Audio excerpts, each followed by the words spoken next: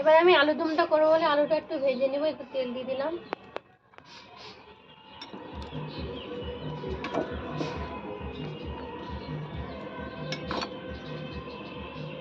তেলটা গরম হয়ে গেছে, এবার আমি সিদ্ধ করা আলুগুলো দিয়ে দিচ্ছি।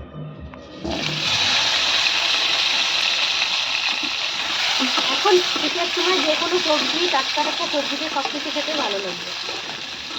এখন এই নতুন আলুর দম গোটা গোটা আমাকে কিন্তু খুব ভালো লাগে, বেশ খেতে খুব সুন্দর লাগে খেতে। আমি একটু লবণ দিয়ে দিচ্ছি, একটু হলুদ গুঁড়ো দিয়ে দিচ্ছি।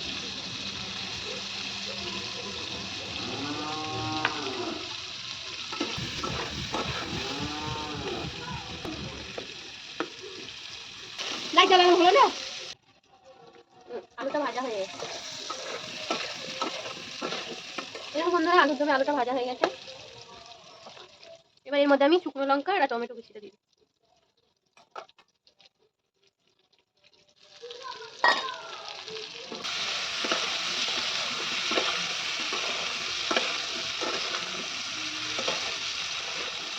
এই যে আমি আদা বাটা, জিরে বাটা, রসুন বাটা সব একসাথে বেটেছি, পেঁয়াজ বাটা সব দিয়ে দিলাম এর মধ্যে।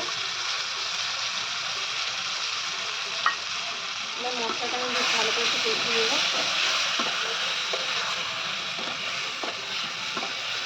লাইটটা জ্বালিয়ে দিলে তো অন্ধকার।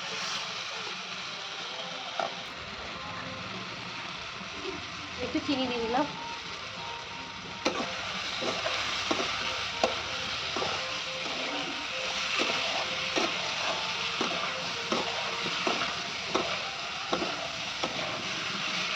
ছোলার ডালে কাজু বাদাম বাটা আছে, আরো বেশি স্বাদ হয়।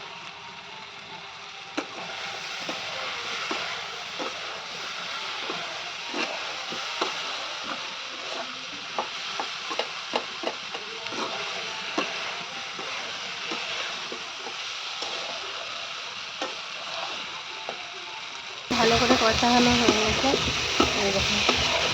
দেখতে কিন্তু সেই কালার হয়েছে। এবার আমি জল দিয়ে দিচ্ছি।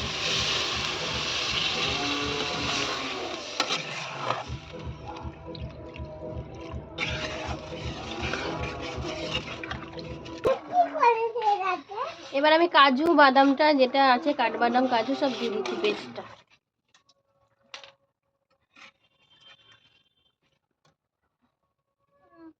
এবার আমি ভাজা মশলাটা দিয়ে দিচ্ছি। এখানে ভাজা মশলা করা হয়েছিল, সেই মশলাটা দিয়ে দিচ্ছি। মৌরি, জিরে, ধনে আর হচ্ছে জোয়ান।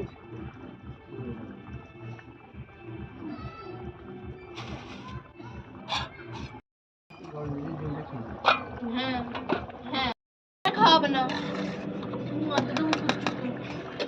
এই দেখুন বন্ধুরা, আমার আলুর দমটা রেডি। দেখুন